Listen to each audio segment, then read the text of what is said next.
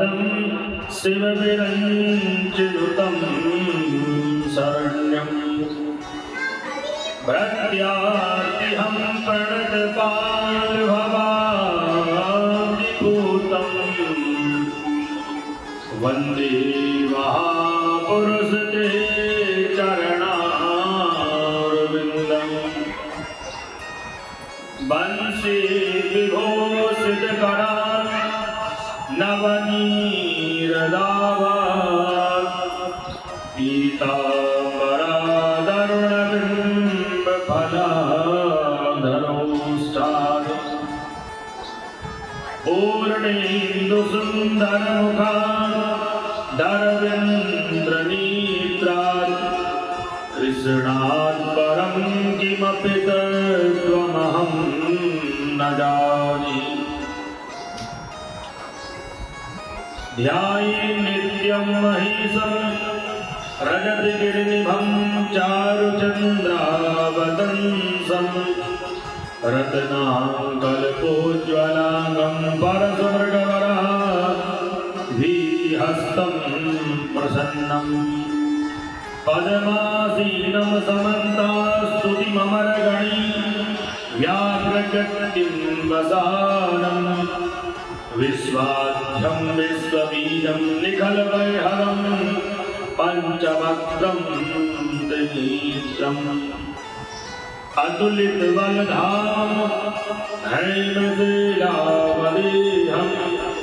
धनुजवनकिशानं ज्ञानिनामाग्रगण्यं सकलगुणनिधानं वानराणामधीशं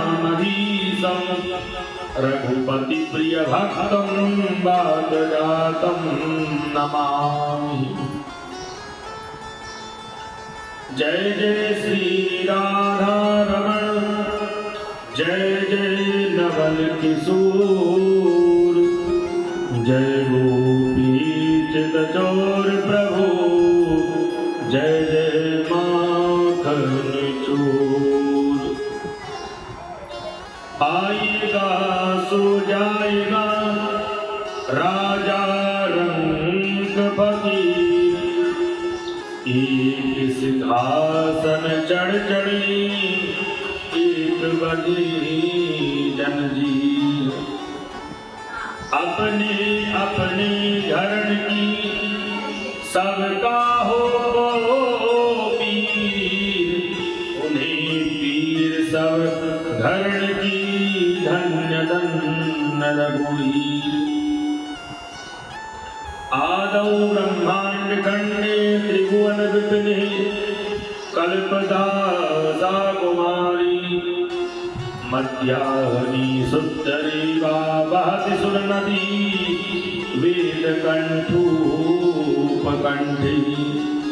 श्रीकंठे कन्यरूपा ललित शिव जटा शंकरी ब्रह्म शांति सा देवी वेद गंगा ऋषिकुल तरणी नर्मदा मां पुनातु। बोली वृंदावन बिहारी लाल की जय। राधा रानी सरकार की जय।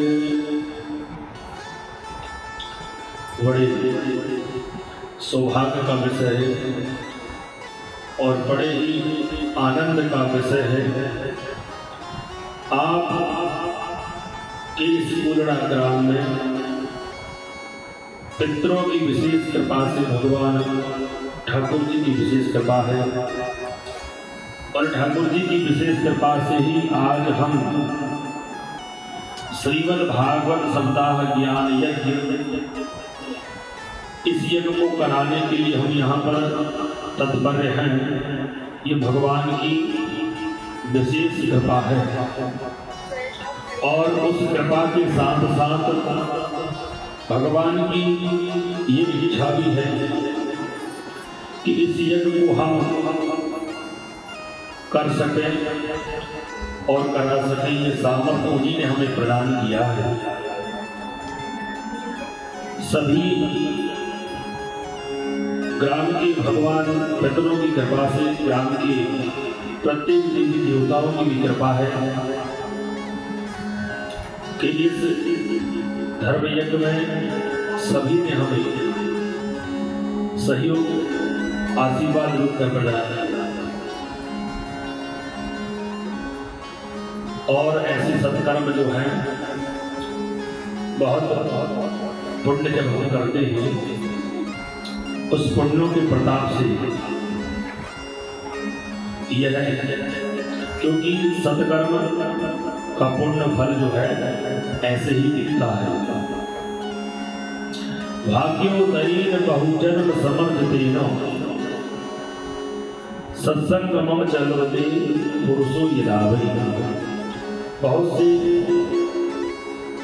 पुण्यों का जब उदय होता है, भाग्यों का जब उदय होता है, जब वो कृपा होती है, जब ऐसे सत्कर्म होते हैं, भाग्योदय बहुत से भाग्य जब उदय होते हैं, तब श्रीमद् भागवत सप्ताह ज्ञान यज्ञ हमें श्रवण करने को मिलता है। बहुजन्म समर्थ बहुत से जन्मों का संचित किया हुआ पुण्य सत्संगमं च लभते पुरुषो यदावै। सत्संग ये जो है भगवान की दिव्य कथा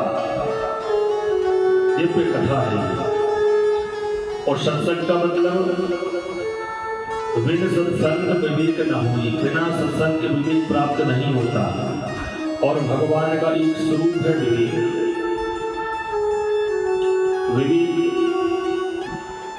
विवेक क्या है? भगवान का ही एक स्वरूप है, भगवान का ही एक नाम है। सत्संगमं च लभते पुरुषो यदावै। सत्संग अनुष्ठान इत्यादि जो होते हैं महापुरुषों के चरणों की कृपा से ही होता है। अज्ञान हेतु प्रतमोह मदान्धकार, अज्ञान रूपी जो अंधकार हमारे हृदय में प्रविष्ट है, बैठा हुआ है, उसके लिए ज्ञान रूपी प्रकाश से उसको भगाया जा सकता है, निकाला जा सकता है। अज्ञान हेतु प्रतमोह मदान्धकार नासम प्रिया व्यतो दयते विवेका। वह विवेक हमें प्रदान होता है और वो सत्संग के माध्यम से विवेक होता है। वह सत्संग ही हम यहाँ पर पितरों की अक्षय तृप्ति के लिए यह भागवत रूपी सत्संग यहाँ पर प्रारंभ हुआ है पुरुषोत्तम मास के शुभ अवसर पर। और आज हम प्रति दिवस में प्रविष्ट हो रहे हैं, तो भगवान नाम संकीर्तन अत्यंत आवश्यक है। भगवान की जो कीर्तन है वो कीर्तन से मन तन पवित्र होता है। इसलिए भगवान की दिव्य जो कथा है उसमें प्रविष्ट होने से पहले भगवान के दिव्य जो नामों का संकीर्तन, उसके तत्पश्चात कथा में हम आगे प्रस्थान करेंगे। बोलिए वृंदावन बिहारी लाल की जय, सुखदेव जी भगवान की जय, व्यास जी महाराज की जय। बोल हरि हरि हरि बोल, केशव माधव गोविंद बोल। बोल हरि हरि हरि बोल, केशव माधव बोल हरि हरि हरि बोल, केशव माधव गोविंद बोल। बोल हरि हरि बोल, केशव माधव हरि हरि बोल। नाम प्रभु का है शुभकारी, नाम प्रभु का है शुभकारी, नाम प्रभु का है शुभकारी, नाम प्रभु का है शुभकारी। बालक भक्त युवा और नारी, बालक भक्त युवा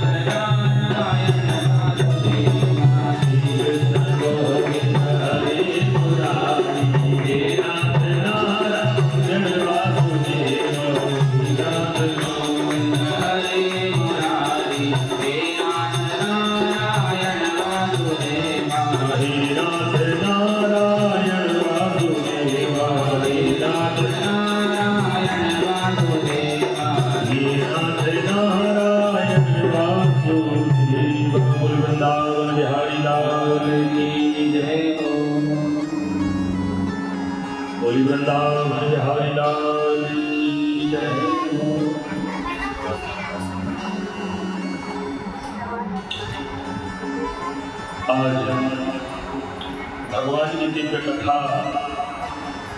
में हम प्रति दिवस भगवान की हरि चर्चा में हम प्रविष्ट होने की तत्पर हैं। कल हमने कथा में आपको बताया था कि भगवान की जो दिव्य कथा है वो कथा क्या है? वो कथा यह है कि भगवान की कथा में आनंद कंद भगवान श्री हरि वृंदावन बिहारी लाल ठाकुर जी की दिव्य वाग्मयी कथा है। और इस कथा के लिए भगवान नारायण ने चतुश्लोकी भागवत के माध्यम से पितामह ब्रह्मा जी के लिए ये श्रवण कराया जाता है। और ब्रह्मा जी ने अपने पुत्र नारद जी के लिए श्रवण कराया और नारद जी ने अपने सरकारियों के लिए श्रवण कराया और वही व्यास जी के लिए श्रवण कराया है। वही श्रीमद् भागवत ही भगवान की दिव्य कथा है और व्यास जी ने अपने पुत्र सुखदेव जी के लिए श्रवण कराया है और सुखदेव जी ने राजा परीक्षित जी के लिए श्रवण कराया है। सुखताल में जहां जहां दिव्य स्थान भगवान के वहां पर भगवान की विशेष कृपा है। बोले भक्तवत्सल भगवान की जय। ये पुरुषोत्तम मास जो है भगवान का अपना स्वयं ही प्रभु ने अपना स्वरूप का नाम दिया है उसे और यह 3 वर्षों में जब आता है तो ये 1 वर्ष में जो तप नहीं कर पाते 3 वर्षों में तप नहीं कर पाते हैं वह तप 1 महीने में कर लेना चाहिए और हो जाता है। तो वही श्रीमद् भागवत हमें श्रवण करने के लिए हम यहाँ पर उपस्थित हुए। निगम कल्प तरोर कलितम फलम सुख मुखाद संयुतम पिबत भागवत रसमालयम मुहुरहु रसिका। भावुक लोगों की परम संहिता है श्रीमद् भागवत। ऐसे रसिक जो परम भागवत हुए और भगवान की जिन पर दिव्य कृपा है और कृपा होती है तभी भगवान की सत्संग श्रवण करने को मिलता है। भगवान की कृपा से सत्संग जो है भगवान की कथा है। भगवान की विशेष कृपा होती है तब श्रवण करने को मिलता है, ऐसे नहीं मिल पाता। और सत्संग में जब हम पहुंच जाए और कुछ क्षणों तक हम बैठ जाए समझिए बड़ी श्रेष्ठ कृपा है। अब सरकारी ऋषियों ने कहा सूत जी से प्रश्न किया कि सूत जी एक प्रश्न हम आपसे करते हैं कि सुखदेव जी के लिए कहाँ पहुंचे हैं और राजा परीक्षित जी के लिए कथा श्रवण कराई है तो कहाँ कराई है, आप थोड़ा हमें इसका मार्गदर्शन करें। बोले सुखदेव जी महाराज जी ने राजा परीक्षित जी की सुखताल में भगवान की दिव्य कथा श्रवण कराई है और वो कथा जो है उस नारायण की कथा है। महाभारत जब पूर्ण हुआ तो द्वापर के अंत में कृष्ण द्वैपायन व्यास जी का जन्म हुआ। व्यास जी के ही पुत्र सुखदेव जी हैं।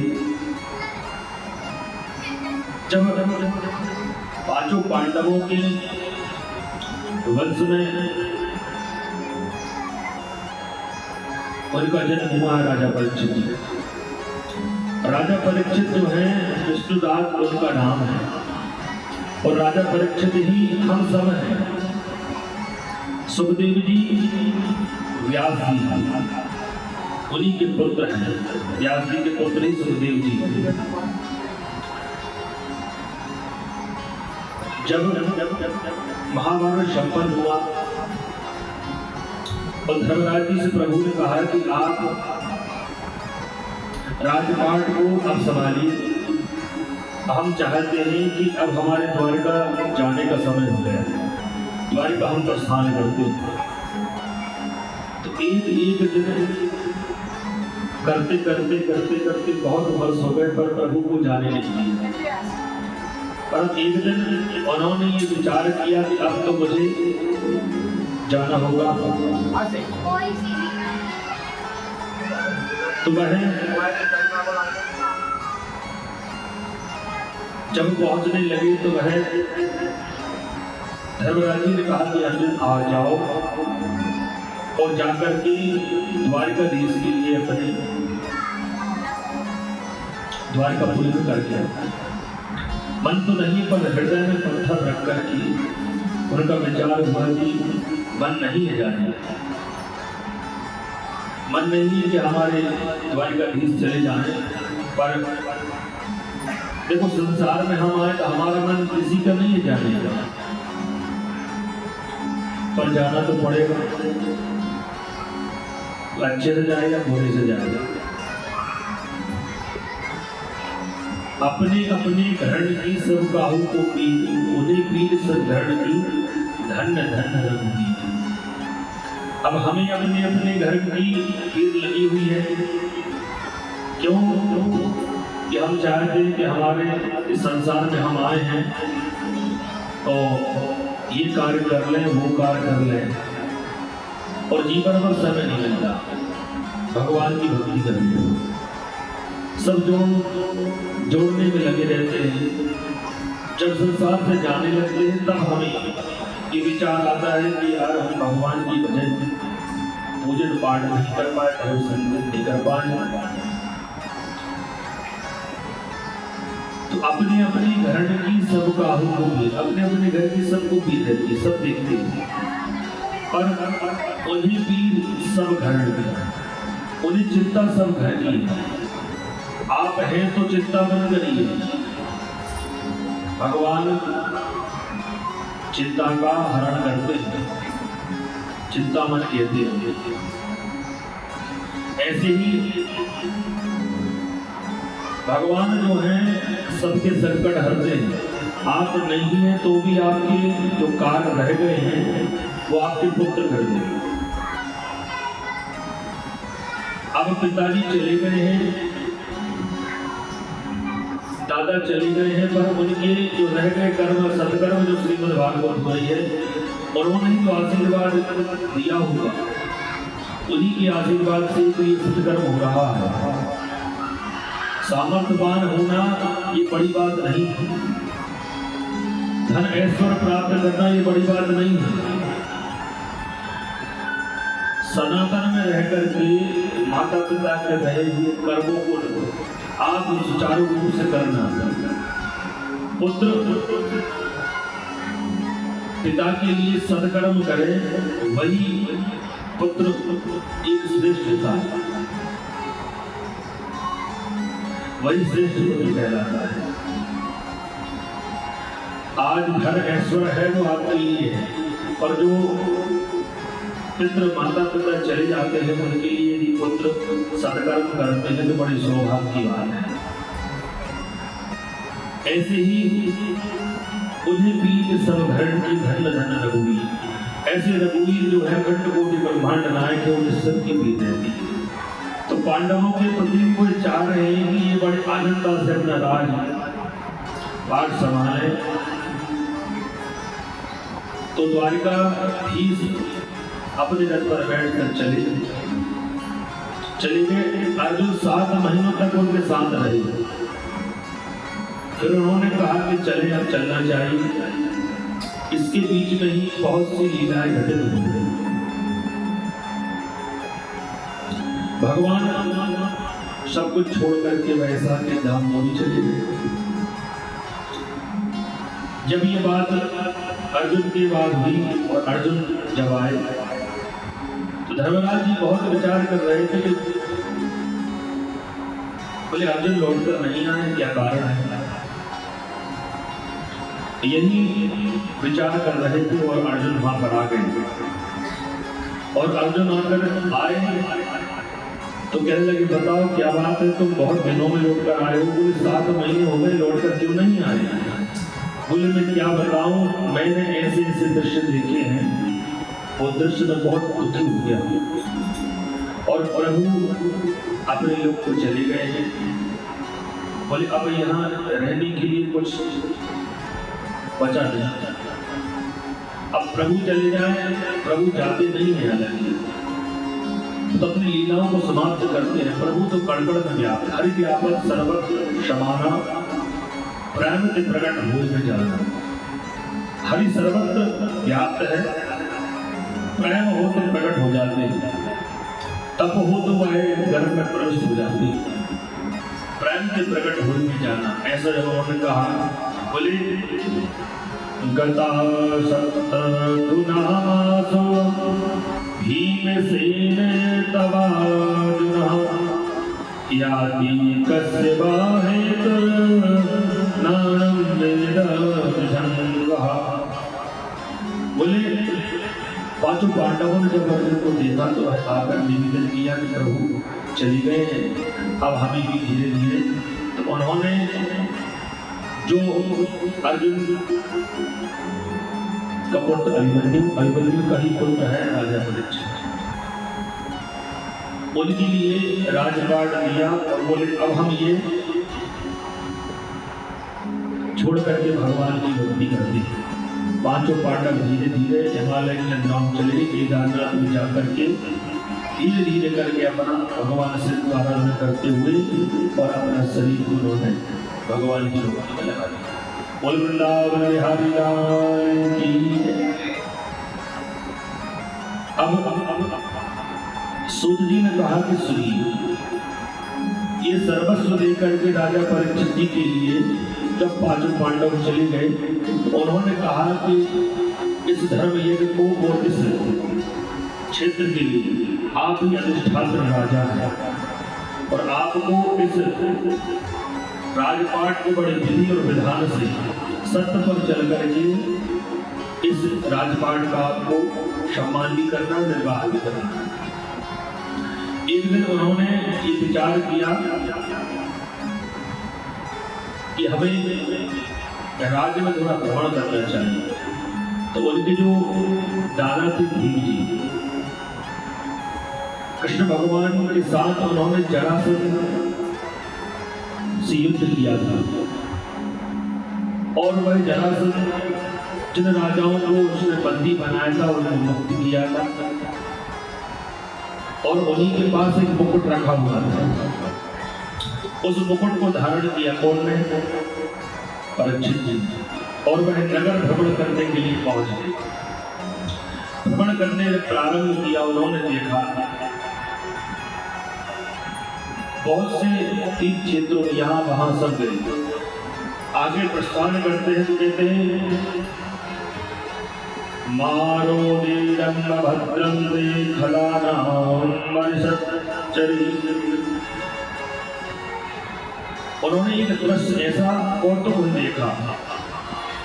बोले एक गाय है और उस गाय के नीचे एक बछड़ा है और उस गाय के 3 पैर नहीं है, वो भंग हो गए और एक पैर बचा हुआ है और एक कालू भेड़िया जो है उसे परेशान करता है। जब विचार किया उन्होंने, बोले आप कौन हो? मारोती दम्भ भद्रम दे खलानाम मरी शास्त्री। बोले मेरे इस क्षेत्र में कोई भी किसी गौ और ब्राह्मण संत को और भगवान को परेशान, भगवान की मूर्तियों को और मंदिरों को तो परेशान नहीं करेगा, पर आप तुम कौन हो? खलाना, ऐसे कौन मूर्ख हुआ? जब ऐसा कहा तो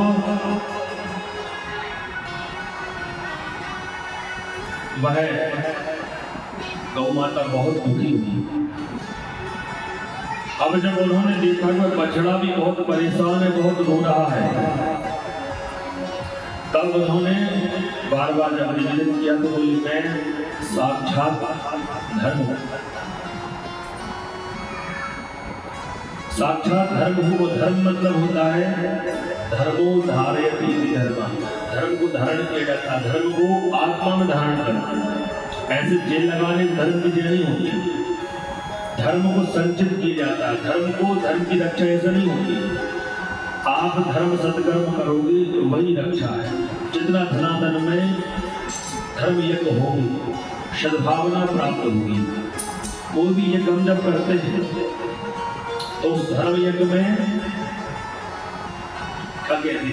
धर्म की जय हो और अधर्म का नाश हो। पर तृतीय संज्ञा में क्या आता है? प्राणियों में सद्भावना। बताइए कहाँ है? जितने धर्म यज्ञ हो रहे हैं, सत्कर्म हो रहे हैं, पर कोई भी किसी के मन में ये सद्भावना रूपी कहीं बीज है नहीं। जबकि सत्कर्म का जो फल है वो धन धान है, सब तो प्राप्त होता है, भगवान प्रदान करते हैं। पर उस सत्कर्म का अर्थ है प्राणियों में सद्भावना होना चाहिए। सद्भावना कहाँ है बताइए? है कि भाई भाई में सद्भावना नहीं है। जबकि एक ही माता पिता की संतान है, 2 3 4 जितनी भी संतान होती है, अब 2 है तो 2 है, 4 है तो 4 है, 5 है तो 5 है। पर पांडवों को देखिए, कभी उनके मन में ये चीज नहीं आई कि धर्मराज जी धर्म को धारण करने वाले धर्मराज जी, पर उन्होंने कभी भ्राताओं ने उनके कर्म पर हस्तक्षेप नहीं किया। करने वाले होते तो जो राम कर सकते, कहा धर्मराज जी जो धर्म कर रहे हैं उसके लिए उन्होंने कभी रोका नहीं। और धर्म आज हम कर रहे हैं तो एक भाई धर्म कर रहा है, दूसरे के लिए बड़ा विडंबना हो जाएगी, क्या हो रहा है, ये हमसे बड़े नहीं है।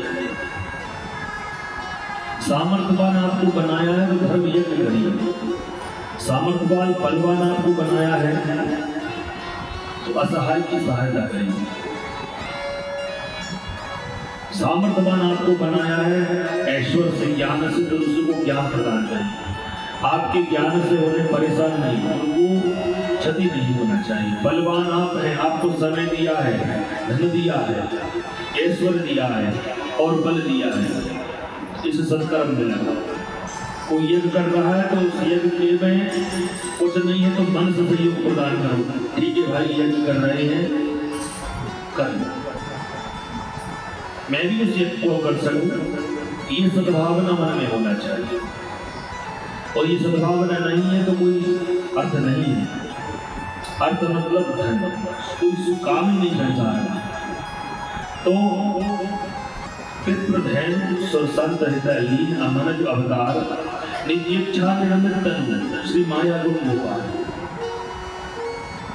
परीक्षित जी ने कहा कि मेरे इस क्षेत्र में भगवान ने मुझे कहा था और मेरे श्री गोविंद ने जन्म लिया था, मेरी इच्छा निर्मित तनु माया गुण गोपाल। बोले विप्र धैनु सुर संत, ब्राह्मणों की कल्याण के लिए, ब्राह्मणों की रक्षा के लिए, गौ की रक्षा के लिए, देवताओं की रक्षा के लिए, संतों की हित के लिए। बोले प्रभु ने अवतार जब लिया ब्राह्मणों की रक्षा करने के लिए, संतों की रक्षा करने के लिए। और बोले आज मेरे सामने अभी तो सिद्धों को परेशान कर रहा है, क्या कारण है? बोले इसी कारण से धर्म लोग कर रहे हैं आज के समय में। धर्म बहुत बुरा है, बहुत धर्म बुरा है। पहले कहाँ होता था? पहले सत्यनारायण भगवान की कथा ये नहीं होती थी, 6 महीने और लोग सत्य का आचरण करते थे। अब भागवत बड़े बड़े पुराण हो रहे हैं, बड़े बड़े यज्ञ हो रहे हैं, यज्ञ में हेतु लगा दिया द्वेष का। बोले मैंने अमुक काम यज्ञ किया है, अब उस यज्ञ को देख करके दूसरे गांव का जो व्यक्ति रहता था वो ये चाहते थे कि अब मैं इससे बड़ा यज्ञ करूं। ये सद्भावना देखिए ये हो रही है। हेतु लगा लिया, अहेतु अप्रतिहता, हेतु लगा रहे हैं एक दूसरे को नीचा दिखाने के लिए। सनातन में यज्ञ तो बहुत हो रहे हैं पर ऐसे यज्ञ ज्यादा हो रहे हैं। जब पांडव कहने लगे तो वह शरणागत हो गया कौन? कलयुग। और बोले मैं नहीं चाहता हूं कि तुम मेरे इस क्षेत्र से बाहर निकल जाओ। भगवान गोविंद ने, मेरे प्रभु ने यहाँ अवतार लिया था इन सब की रक्षा करने की। मेरे होते हुए मैं किसी के ऊपर, ब्राह्मणों पर, संतों पर और देवताओं पर कभी आघात नहीं होने। या तो आप इस क्षेत्र से चले जाओ और नहीं तो मैं आज तुम्हारा वध कर दूंगा। जब ऐसा उन्होंने देखा वह साष्टांग प्रणाम करके कलियुग ने कहा कि प्रभु मैं कलियुग हूँ पर मैं कहाँ जाऊँ? आप सप्तद्वीप वसुंधरा में आपका ही अधिपत्य है। पहले वसुंधरा अलग अलग नहीं थी, सप्तद्वीप वसुंधरा में आपका ही वर्चस्व है, आपका ही ईश्वर है। और बोले मैं आपके कार्यक्षेत्र से कहाँ चला जाऊंगा? बताइए, आप कोई स्थान हो तो बता दो, मैं वहां चला जाऊं छोड़कर।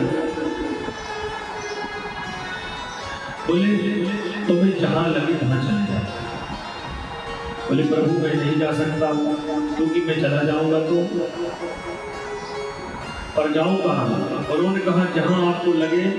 बोले सुनिए, मेरे कुछ गुण तो सुन लीजिए। यद फलम नास्ति तपसा न योगीन समाधिनः इतं फलं लभते सम्यक् फलोके सर्वकीर्तनात्। बोले यद फलम नास्ति तपसा, कलयुग में विशेष है कि सतयुग में विशेष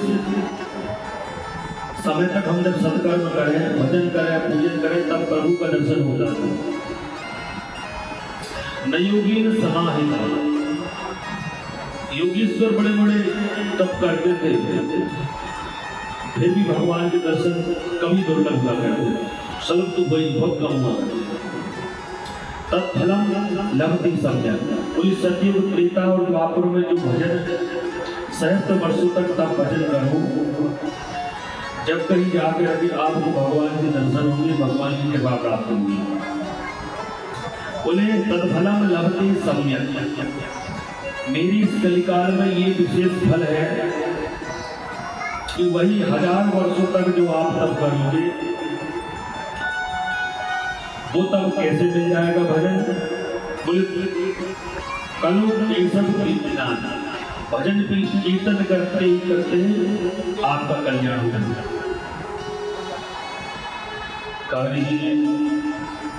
बोले कलियुग विशेष है। कलिकर एक पुनीत प्रतापा मानस पुण्य होय नहीं पापा। पूरे कलियुग में विशेष फल है। बोले कौन सा फल विशेष पता है आपको? कलियुग एक पुनीत प्रतापा, एक पुनीत प्रताप है, मानसिक पुण्य होने पापा। कलियुग में आप मन से किसी का पाप नहीं कर सकते, मन से सिर्फ पुण्य हो सकता है। बोले मेरे अंदर ये गुण है। तो राजा परीक्षित जी ने कहा बड़ा बहुत अच्छा गुण है आपका। बोले ठीक है।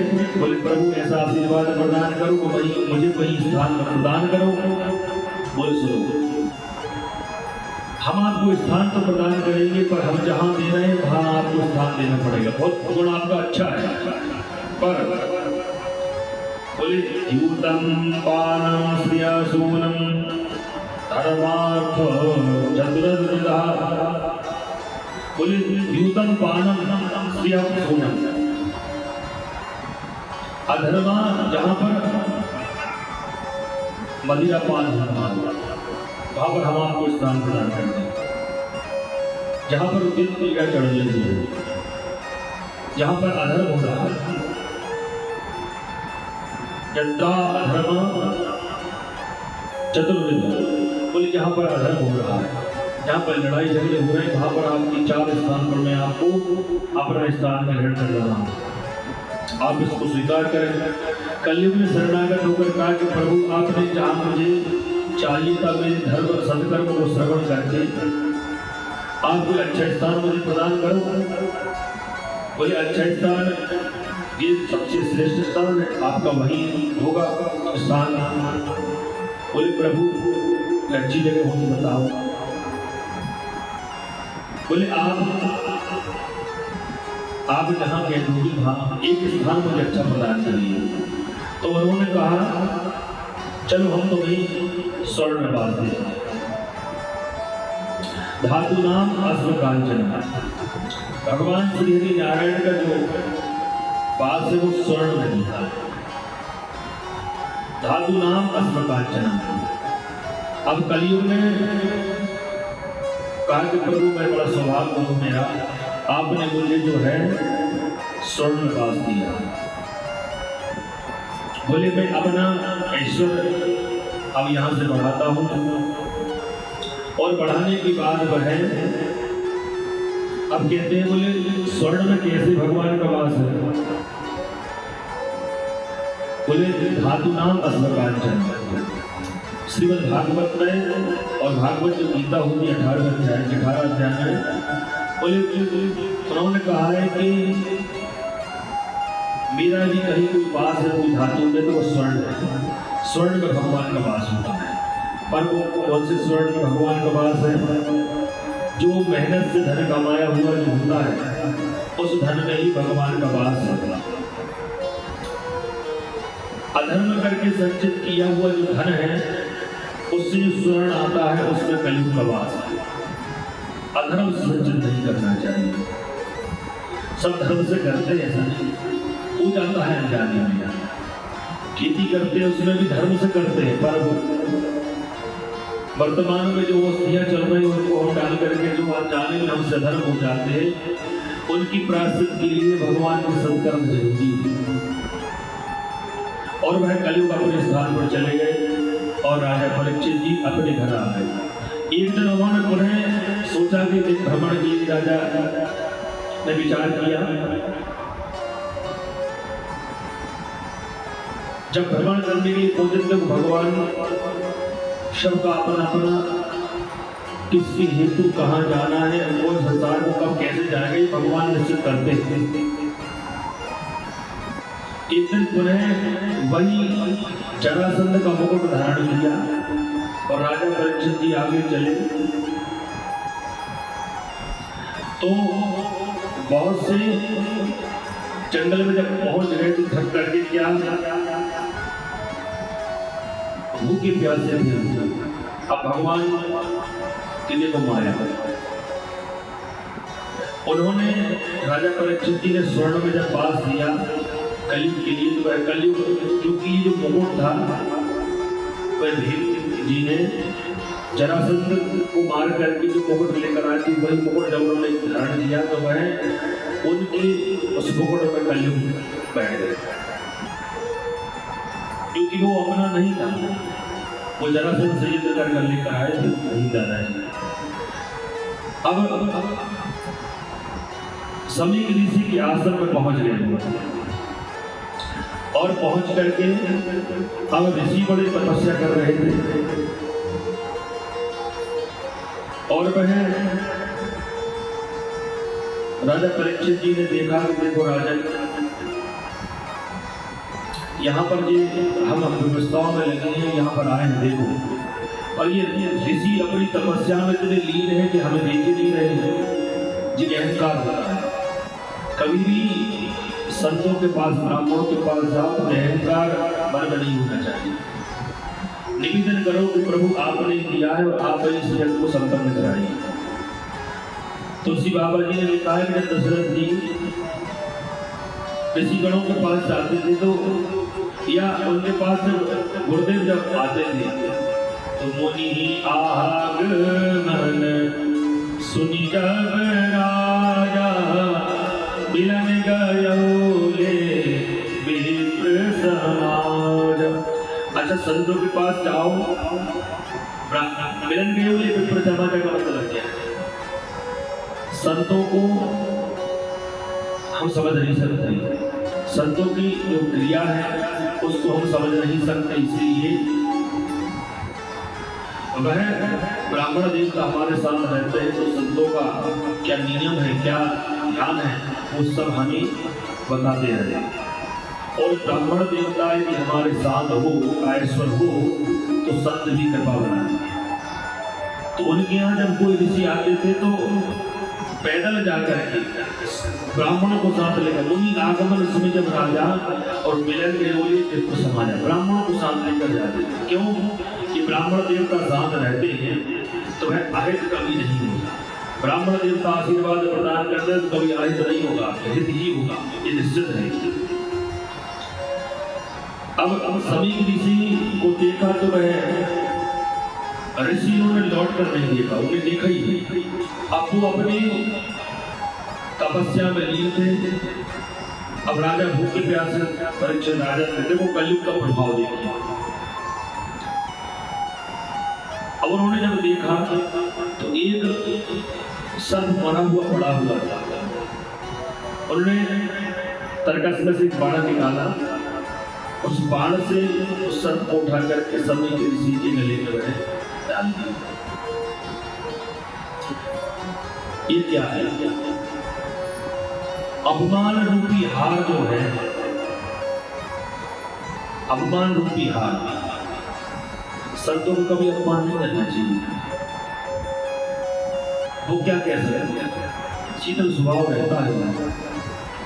पर जब देखा उन्होंने तो वो सर्प उनके गले में डाल दिया। अब राजा को अपमान लगा कि इन्होंने हमें नहीं देखा है, पर अब सभी ऋषि नहीं देख रहे थे, भगवान के भजन में लगे हुए थे। और वह राजा छोड़कर चले गए। सर्प डालकर जब चले गए तो वह कुछ शिष्यों ने देखा कि देखो बोले राजा आए थे और श्रृंगी ऋषि उनके पुत्र हैं। उनसे ये कहा कि सुनो, अरे तुम यहाँ पर क्रीड़ा कर रहे हो, तुमको भद्रा नाम की नदी, कौशिकी नदी, वहां पर तपस्या कर रहे हैं। उन्होंने कहा कि तुम यहाँ पर समीक ऋषि के पुत्र से कहा शिष्यों ने, बोले तुम यहाँ पर यह क्रीड़ा कर रहे हो और वहां पर तुम्हारे जो पिता हैं उनके गले में किसी राजन ने मरा हुआ सर्प डाल दिया।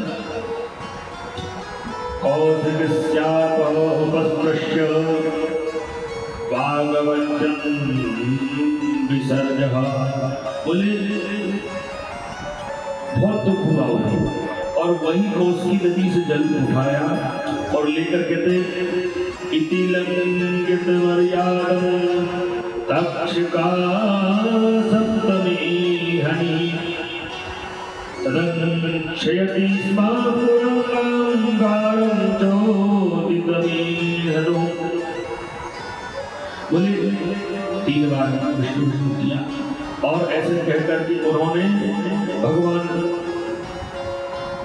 श्रृंगी ऋषि ने उस कौशिकी नदी को साक्षी मान करके जल लेकर के श्राप दे दिया। बोले जिस राजन ने मेरे पिता के गले में मरा हुआ सर्प डाला है, आज से 7 दिन उस राजा की उसी तक्षक नाम के काटने से मृत्यु हो। और वह तत्काल पहुंच गए और जाकर के पिताजी के गले से वह सर्प निकाला और कहने लगे, तो रोने लगे कि पिताजी, अरे ऐसे दुष्ट कौन राजा है, नहीं इन्होंने मेरे पिता के गले में देखो सर्प डाल दिया है हमारा। यही विचार किया, पर कुछ शिष्यों ने बताया कि गुरुदेव आपके जो पुत्र हैं उन्होंने श्राप दे दिया है उस राजा के लिए। बोले वह राजा परीक्षित हैं और उनके लिए श्राप दे डाले हैं और आज से 7वें दिन तक्षक नाक के काटने से उनकी मृत्यु हो जाएगी। बहुत दुखी हुए समीक ऋषि, बहुत दुखी हुए। देखो इस भारतवर्ष के लिए ऐसा अब कोई राजा नहीं मिलेगा। तुमने, अरे पुत्र तुमने ये क्या कर दिया? ऐसे वो राजन है जो सबकी रक्षा करने वाले हैं। तो पिताजी से कहा बोले रक्षा करने वाले हैं तो आपका अपमान क्यों किया उन्होंने? फिर पूरा दृष्टांत बताया कि ये भगवान की लीला है। पुत्र से कहा कि पुत्र तुमने ये अशोभनीय कार्य नहीं किया। बोले मेरे पिताजी के लिए उन्होंने श्राप देने के योग्य मुझे क्यों किया? यदि मेरे पिताजी का पालन नहीं करते तो मैं श्राप नहीं देता। फिर तत्काल उन्होंने अपने शिष्यों को पहुंचा करके राजा परीक्षित जी के राजपाट में पहुंचा कर कहने लगे कि हमारे पुत्र ने आपको श्राप दे दिया है, आज से 7 दिन आपकी तक्षक नाग के काटने से डसने से आपकी मृत्यु हुई। अब ये राजा को जब पता चला तो वह बहुत दुखी भी हुई और बोले कहा कि आप भगवान की भक्ति करो। अहो मया नील पर्वतः इरागसी ब्रह्मणः मौनेगसी। बोले ब्राह्मण के द्वारा सदगति प्राप्त करने के लिए उद्यम करिए। अब सर्वस्व छोड़ करके सर्वस्व दान धर्म में लगा करके और सब कुछ छोड़ करके कहा चले गए? सुखताल। राजा परीक्षित के लिए सुखदेव जी ने सुखताल में श्रीमद् भागवत श्रवण कराया। और एक श्रीमद् भागवत कहाँ हो रही है? अपने कुलड़ा हो रही है। मूल पाठ हो रहा है। कथा तो भगवान की जरूरी, क्योंकि कथा करने से, श्रवण करने से हमारे जो रोम चंद्र है, इनसे हमारे अंदर कथा जब प्रविष्ट होती तो हमारे पितरों के दिया हुआ शरीर है, ये शरीर कैसे पवित्र होगा, इस ऋण से कैसे मुक्त होगा? पिता ऋण से कभी देव ऋण, ऋषि ऋण और पितृ ऋण, इनसे कभी ऋण नहीं होता, मूरण नहीं होती। पर भगवान की जब कथा होती है, छोटे रूप में बड़े रूप में भी, तो कथा होने से हमारे पितरों द्वारा दिए हुए शरीर है, ये भी जीते जी पवित्र हो जाता है। इसीलिए कथा श्रवण करना जरूरी है, चाहे वो आधे घंटे की हो, 1 घंटे की हो, 4 घंटे की हो। और वह राजा परीक्षित सब कुछ त्याग करके सीधे सुखताल पहुंच गए। और सुखदेव जी महाराज जी संसार में चलते चलते चलते और वह सीधे कहाँ पहुंच गए? सुखताल, सुखदेव जी। और इनका जो 16 वर्ष का इनकी आयु है, 16 वर्ष की। दिगंबरम वक्त्रदीर्ण केशर, और वह दिगंबर रहने वाले हैं, वस्त्र धारण नहीं किए सुखदेव जी महाराज। पर अपने 16 वर्ष तक वह वस्त्र धारण नहीं किए और चले गए, सीधे जाकर सुखताल में पहुंच गए। और सुखताल में जाकर कहते हैं, राजा परीक्षित जी ने उनको प्रणाम किया और प्रणाम करके कहते हैं, सुनिए प्रभु, मैं सर्वस्व छोड़ करके आपके पास आया हूँ, आप मेरा कल्याण करिए।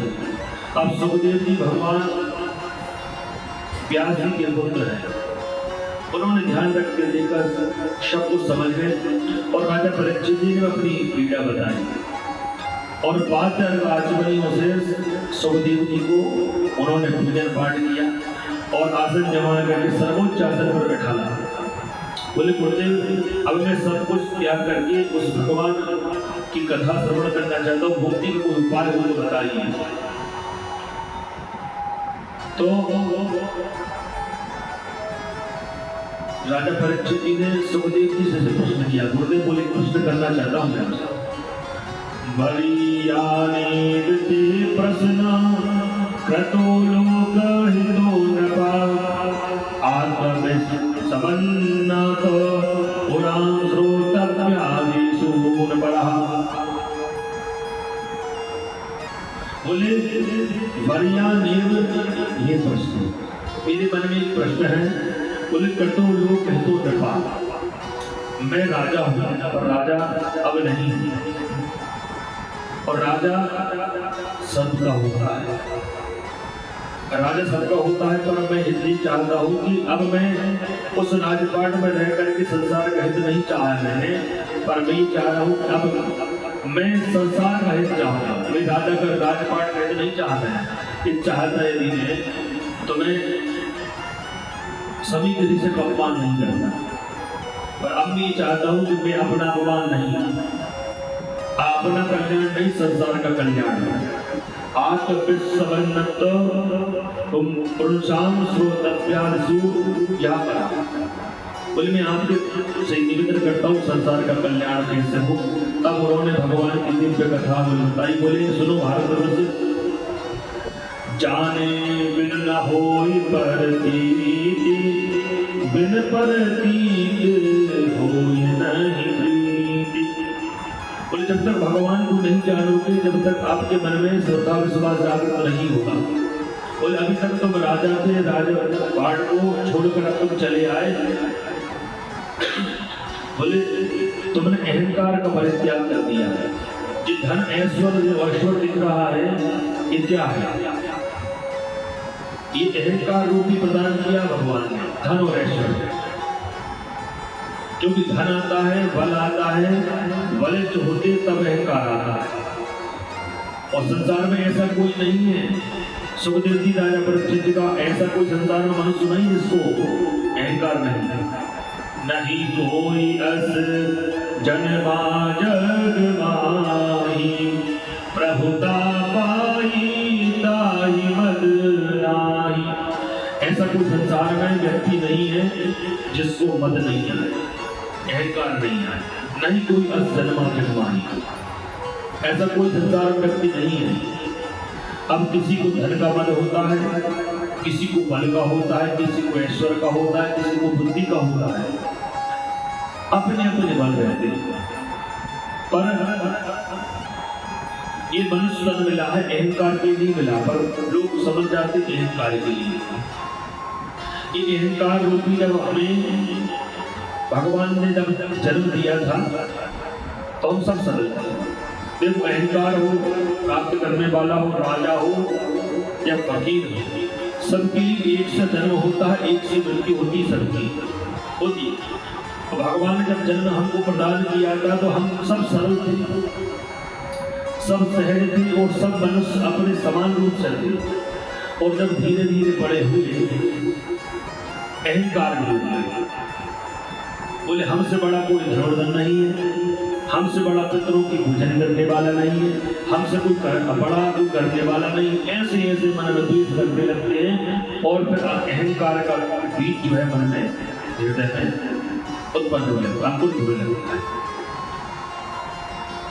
गर्व नहीं होना, अहंकार नहीं होना चाहिए। और सरल, सबसे बड़ी भगवान की भक्ति, सरल कोई प्राप्त होते भगवान। और पूरे संसार में सब कुछ सहज है, पर सरलता प्राप्त करना ये सहज बात नहीं। नव सरल सब सोचलहीना, मम भरोस हरस नदीना। नववीं भक्ति सबरी ने, भगवान ने सबरी ने जब उनको निवेदन किया तो सबरी ने प्रभु से कहा कि प्रभु मुझे भक्ति प्रदान करिए। तो राम जी ने 9 भक्तियां दी, पर 9 भक्तियों में कौन कौन सी? बोले सबसे सरल भक्ति है 9 भक्ति में 9वीं। नवम सरल सब सोचलहीना, सरलता प्रदान करो, सरलता स्वीकार करो। सरल में 3 शब्द हैं, सा रा ल। न कोई मात्रा है, न कोई बिंदु, कुछ भी नहीं है। सा रा ल, पहले सा है, फिर रा है और फिर ला है, सारल। तो सरल का अर्थ क्या होता है? सा मतलब सीता, रा मतलब राम, और ला मतलब होता है लक्ष्मण। राम बाम जानकी लखन दानी, दक्षिणे लक्ष्मणो यस्य पालीचा जनकात्मज, पुरुषो मार्ग यस्य तम बंधे रघुनंदन।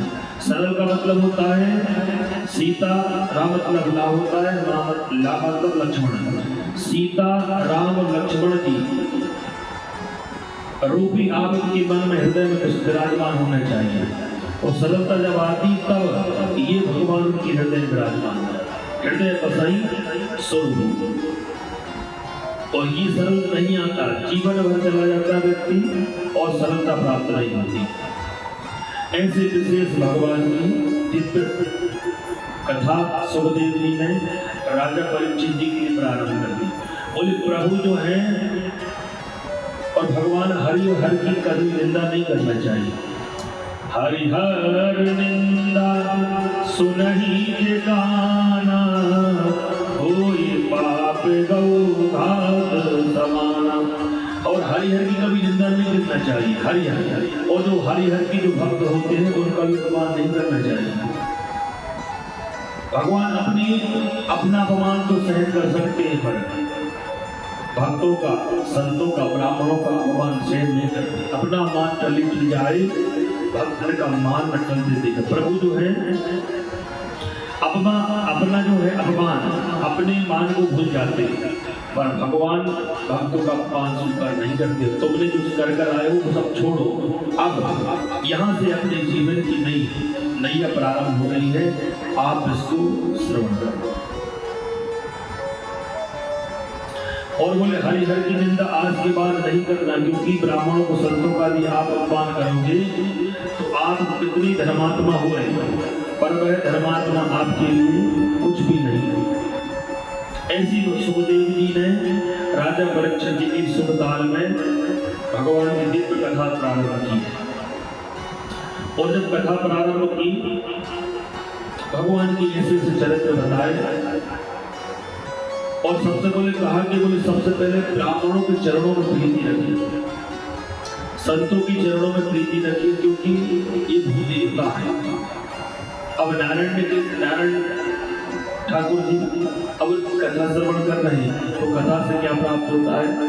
गौ प्रधैन सो संत, इनके पास जाओ तो अहंकार से बच जाओ, निवेदन करके जाओ। ब्राह्मण देवता निवेदन कर रहे हैं, आप हमारे यहाँ पूजन पाठ कर दीजिए, निवेदन। ऐसा नहीं कि हमारे यहाँ चलो यज्ञ कर दीजिए, हमारे यहाँ बहुत धनदान है चलो यज्ञ करते हैं, ऐसा नहीं। क्योंकि अहंकार आपसे पहले पहुंच जाएगा तो वो यज्ञ संपन्न नहीं। इसलिए सर्वस्व छोड़ करके अहंकार छोड़ना बहुत बड़ी बात है। धन तो धन धान्य बहुत है, पर गुरुदेव हमारे पास धर्म नहीं है।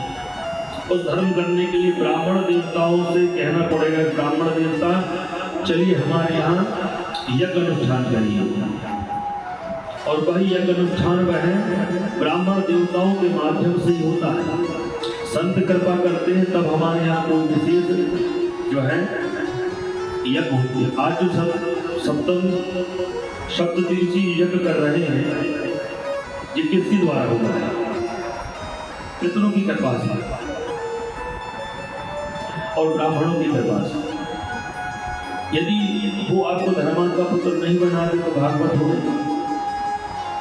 लोग लाखों रुपए विवाह में खर्च कर देते और भागवत कहते तो कर लेंगे, हो जाए। बच्चों के लिए पिता जो है बच्चों के लिए महंगे महंगे स्कूलों में पढ़ाते हैं, अमेरिका रूस फ्रांस पहुंचा देते, जाइए बड़े बड़े डिग्री प्राप्त करिए, बड़े विशेष अच्छे स्कूल में। और वह जब पिता संसार छोड़ के चले जाते हैं तो उनके लिए समय नहीं होता उस पिता के सत्कर्म करने के लिए। पर आज हम कर रहे हैं और आप करा रहे हैं, उन पुत्रों की कृपा है, माता पिता की आशीर्वाद है। बाढ़े पुत्र पिता की धर्मा, खेती बाढ़े अपने कर्म। अपने माता पिता के सत्कर्म होते हैं तब सब धर्मात्मा निकलती है। धनात्मा तो बहुत होते हैं, धन बहुत कमा लोगे आप, पर संस्कार कहाँ से आएंगे? उस पिता के सत्कर्म करोगे, पिता के चरणों की वंदना। पितृभक्ति, अभी पद्म पुराण हम इससे पहले श्रीमद् भागवत से पहले पद्म पुराण का पंडित जी में गए थे, तो उसमें तृतीय जो खंड है, 5 खंड होते, तृतीय खंड में शिव शर्मा की कथा आती। उनके 5 पुत्र हुए थे और पिता की इतनी भक्ति करते थे कि उन्होंने देवराज के लिए, मृत्यु के लिए, सबके लिए परास्त कर दिया, काल तक को परास्त कर दिया था उन्होंने। पिता की भक्ति, पिता ने उनकी परीक्षा ली।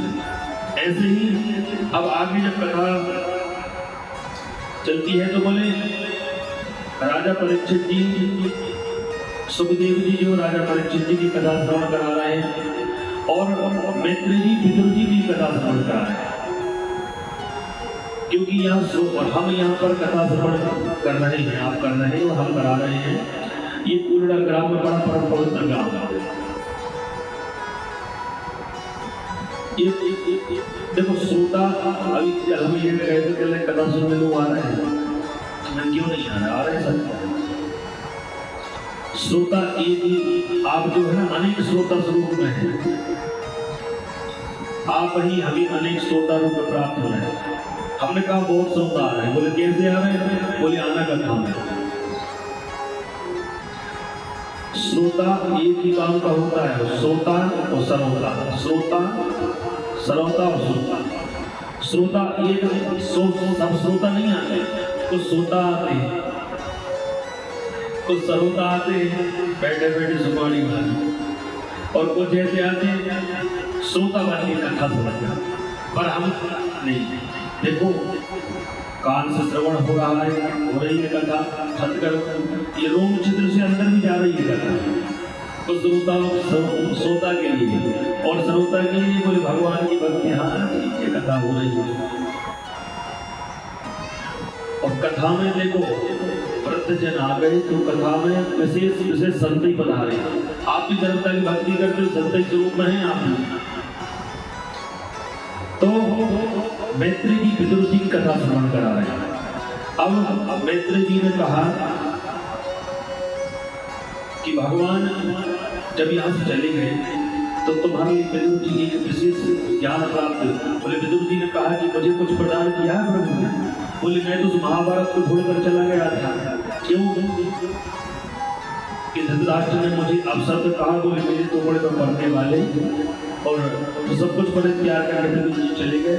फिर हरिद्वार में जाकर के मैत्री जी से मिले। मैत्री जी ने विदुर जी की भगवान की दिव्य कथा प्रारंभ की और बोले सृष्टि वर्णन की कथा, सृष्टि कैसे हुई। बोले हिरण्य में भगवान स्वरूप लक्ष्मी नारायण भगवान की नाभि से एक तना उत्पन्न है, उस तने में कमल है, कमल से ब्रह्मा जी उत्पन्न है, और ब्रह्मा जी ने सृष्टि को बनाया। तो सबसे पहले उन्होंने अब बनाए तो कैसे बने, तब उन्होंने देखा को हम कौन है, तब तो शब्द श्रवण हुए सुनाए दिए। वो कौन से? ता और पा, दो शब्द दोनों को जोड़ा गया तो उसका अर्थ निकला तब। बोले जब तक आप भजन नहीं करोगे तब तक आप कोई सृष्टि आप रच नहीं सकते।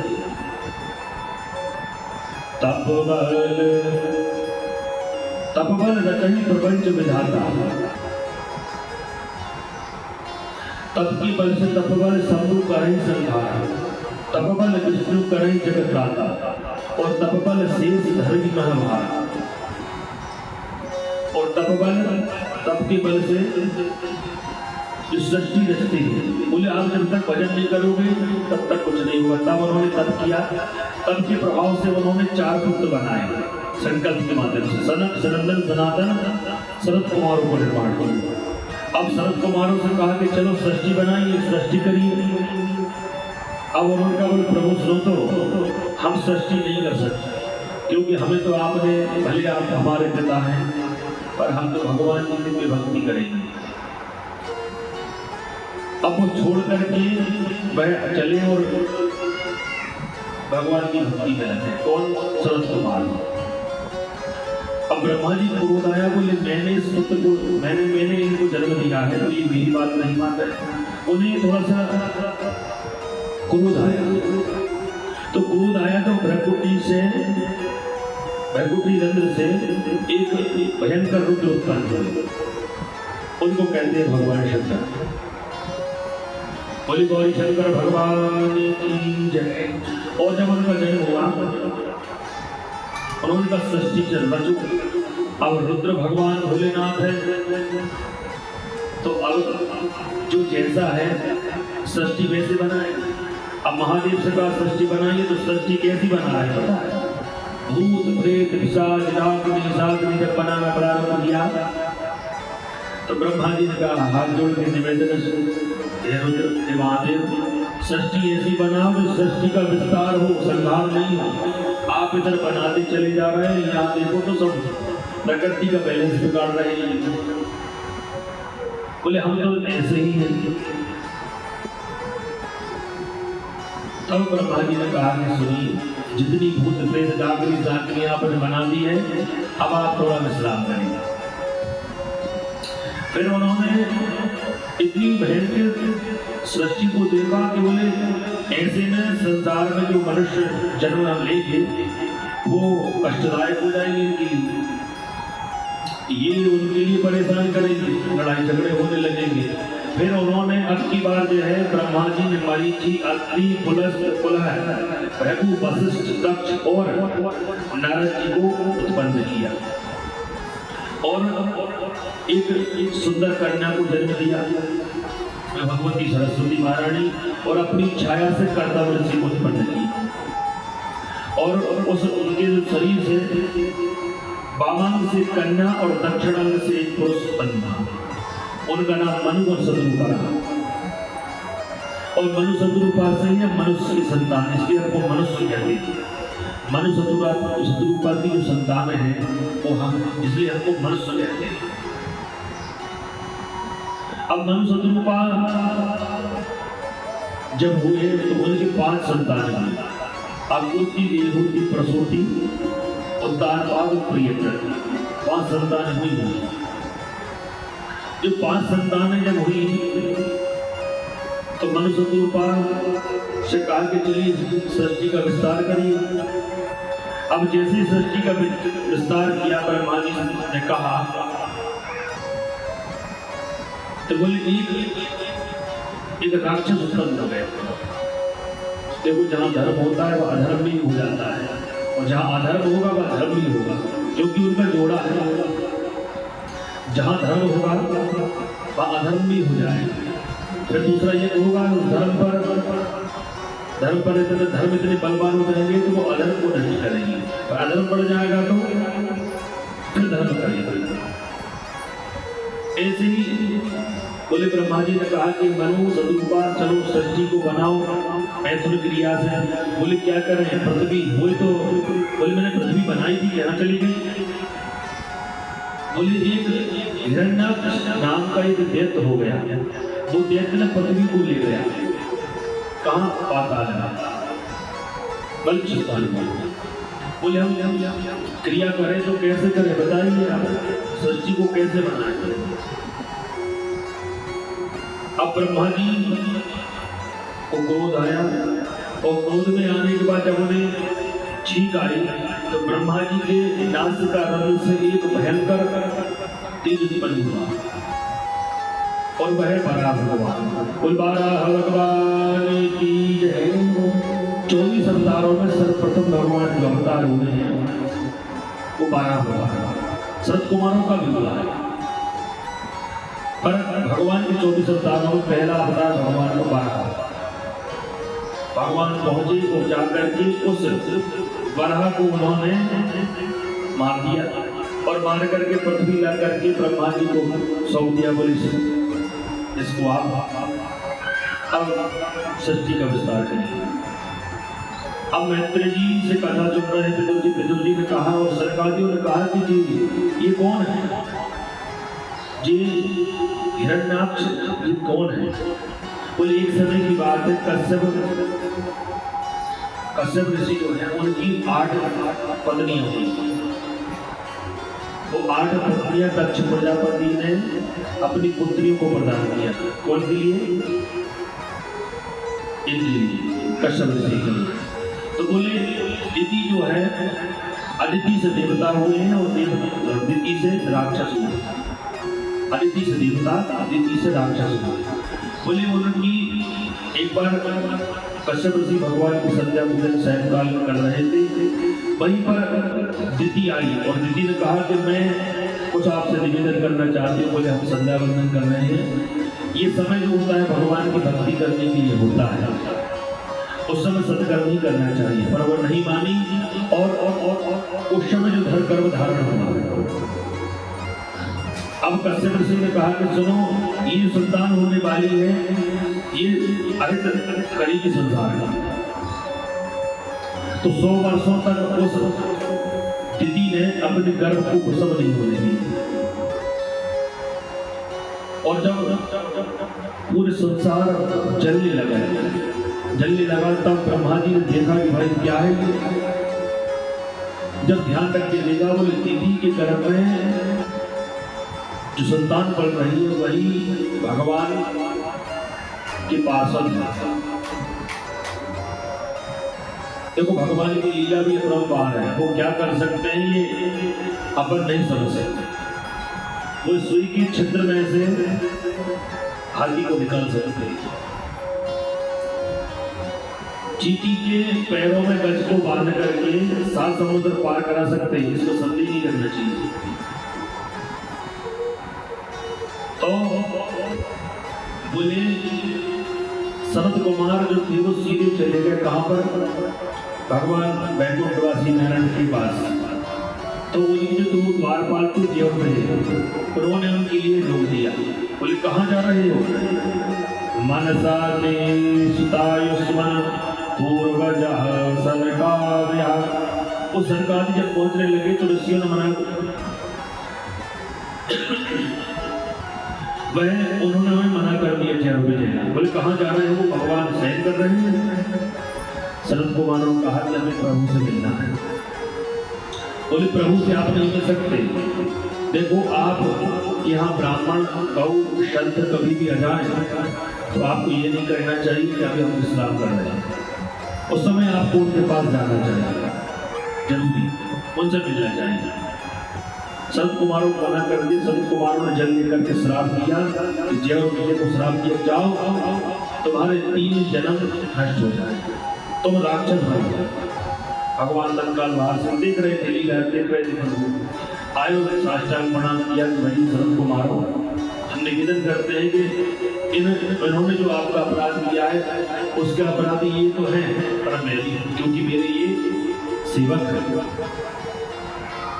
आपके साथ जो सेवक है यदि वो किसी का अपराध करता है, अपमान करता है, तो उसकी भागीदारी आप भी थी। अब आप तो साष्टांग प्रणाम कर रहे हैं, आपके साथ जो सेवक है वह ब्राह्मणों का, संतों का, अतिथियों का, परिवार वालों का अपमान कर रहा है, तो उसके अपराधी आप भी हैं।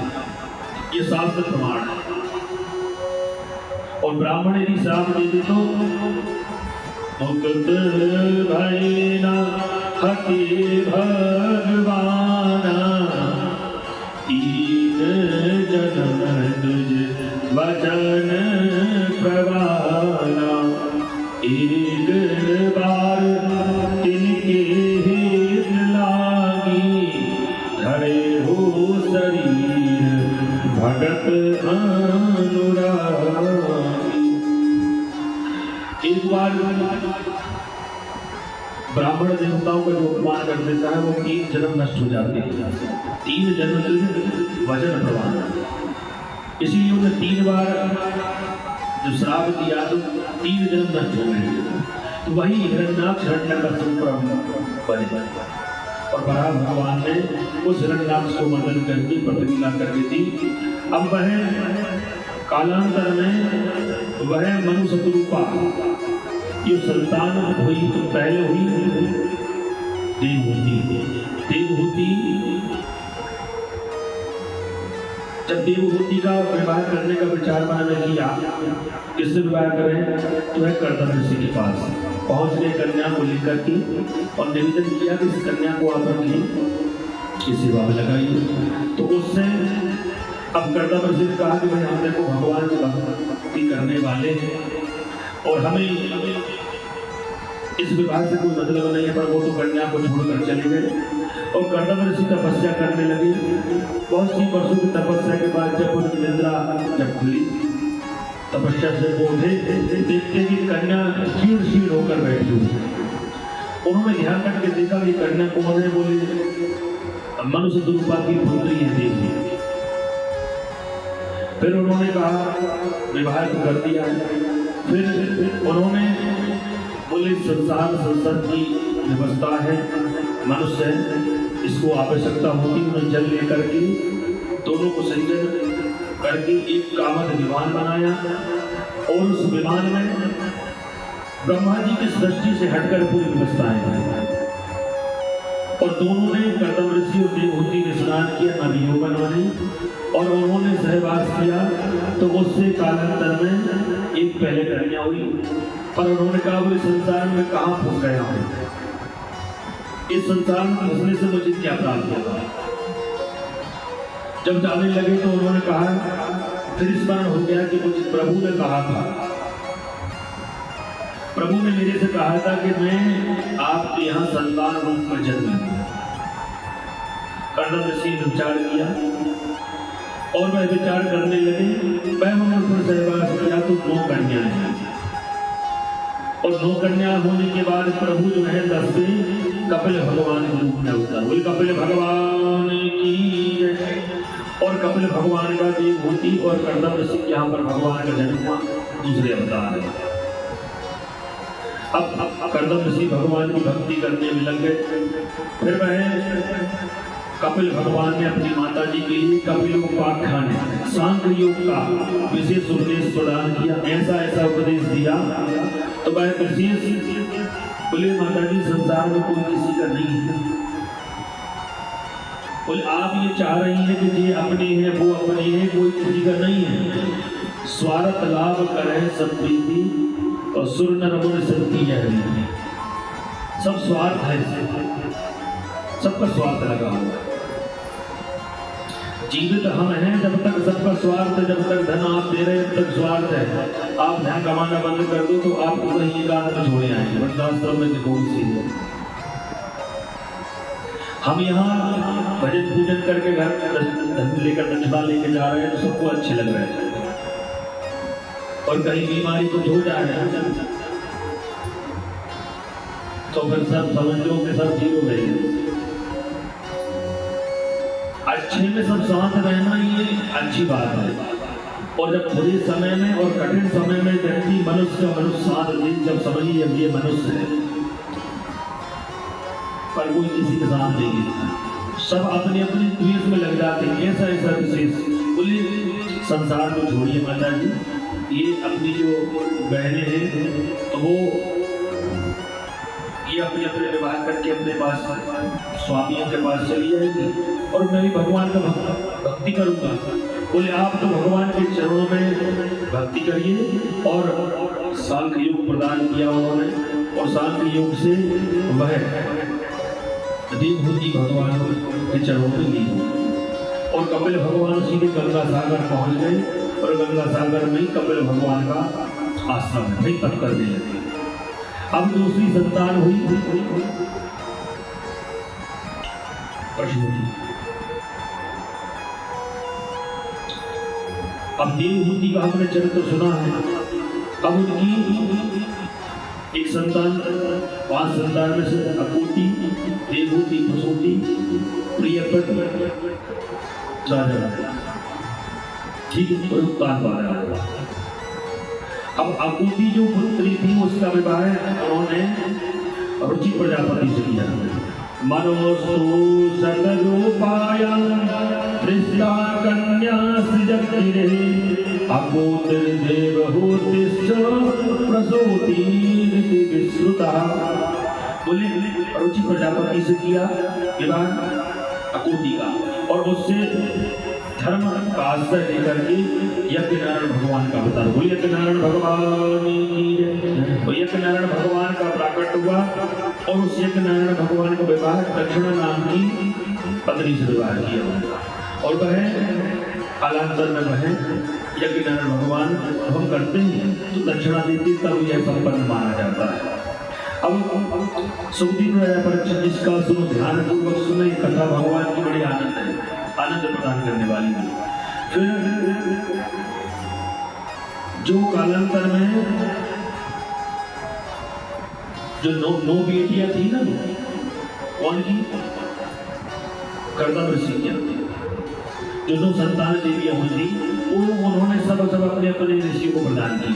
एक जो थी अनुसुईया, सती अनुसुईया थी, वो अत्रि ऋषि के लिए प्रदान की। उनके यहाँ संतान नहीं थी, वो चित्रकूट में सती अनुसुईया का आश्रम था, और उनकी संतान नहीं थी। भगवान शिव की तपस्या की, तो भगवान नारायण की तपस्या की, उन्होंने अपने स्वरूप में पुत्र प्राप्त किया। तो उनके यहाँ ब्रह्मा विष्णु पहुंचे, विष्णु महेश पहुंचे, उन्होंने आशीर्वाद प्रदान किया। तो ब्रह्मा जी के अंश से उनके यहाँ चंद्रमा उत्पन्न हुए, नारायण के अंश दत्तात्रेय भगवान, और शिव के अंश से दुर्वासा ऋषि। ऐसे कालांतर में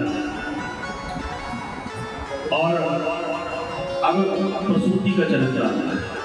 प्रसूति का चरित्र ऐसा है, भगवान शिव की बहुत चरित्र कथा समय कम रहता है, इसलिए फिर प्रसूति का विवाह जो दक्ष प्रजापति से किया, उनके 60 कन्याएं हुई। 60 कन्याएं 27 चंद्रमा को 10 प्रजापति को ऐसा को दे करके उन्होंने विवाह कर दिया।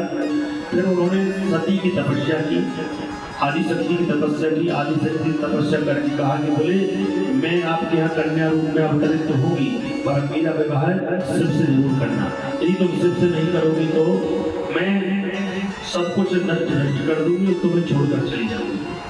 तो दक्ष प्रजापति यहाँ भगवती आदिशक्ति में अवतरित हुई, और अवतरित होने के बाद वह विशेष भगवान शिव की आराधना करने लगे। वो तो ब्रह्मा जी का जब उन्होंने सर काट दिया महादेव ने, तो वहां से उनकी बात थोड़ी बिगड़ गई, और सती ने उनसे विरोध किया पिता से, और विरोध करके उन्होंने विवाह किया था। कौन से? शिव से विवाह।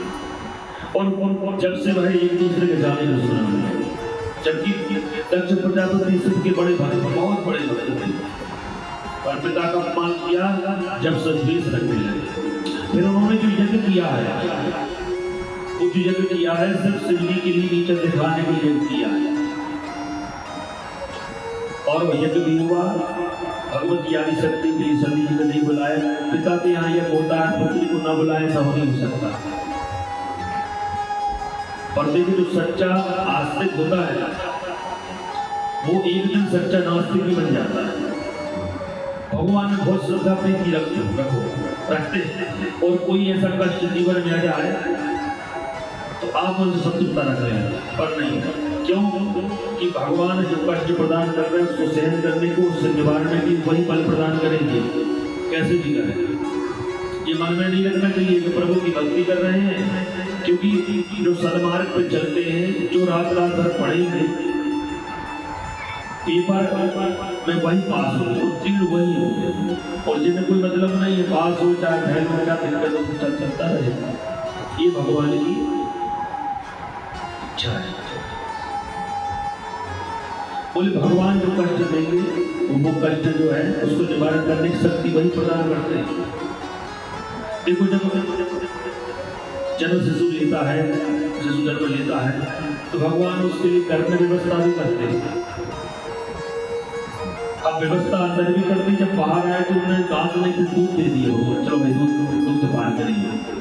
धीरे धीरे बड़ा हुआ तो वह तुमने छोटा जो है दांत निकल रहा है। देखो भगवान की व्यवस्था सब करते हैं, क्या व्यवस्था सब तो करता है। अब हमारा स्वार्थ जीवन, हम तो स्वार्थ में लगे रहते हैं, ये दे दे वो दे दे, ये कर दे वो कर दे। भगवान सब कुछ कर रहे हैं, सब कुछ दिया करो। बोले इसके लिए अगर सब कुछ साथ अहंकार नहीं आना चाहिए। अहंकार यदि आ गया तो आपका पतन वहीं से प्रारंभ हो जाता है। तो उनको दक्ष प्रजापति के लिए अहंकार आ गया कि मैं इस प्रजापति का आधिपत्य राजा हूँ, और मैंने उसने एक यज्ञ किया, और उस यज्ञ में शिव जी को नहीं बुलाया, और शिव जी को नहीं बुलाया तो वह सती बिना बुलाए पहुंच गई। नियम है कि पिताजी के यहाँ कोई सत्कर्म हो, पुत्री को नहीं बुलाया जाना नहीं चाहिए, चाहे कितनी बड़ा यज्ञ है। दक्ष बड़ा अधिकार दक्ष जब आ जाए, बड़े अधिकार जब हम प्राप्त करते हैं ना, तो वह दक्ष जैसा अहंकार होने लगता है। एक तो व्यवस्था थी नहीं, सामर्थ्य था नहीं इसको पालन करने का, ग्रहण करने का, और बोले हमने क्या किया, उसको प्राप्त कर लिया। तो इसीलिए दक्ष प्रजापति ने यज्ञ किया, और वीरभद्र ने सबने मिलकर उस यज्ञ को विध्वंस किया।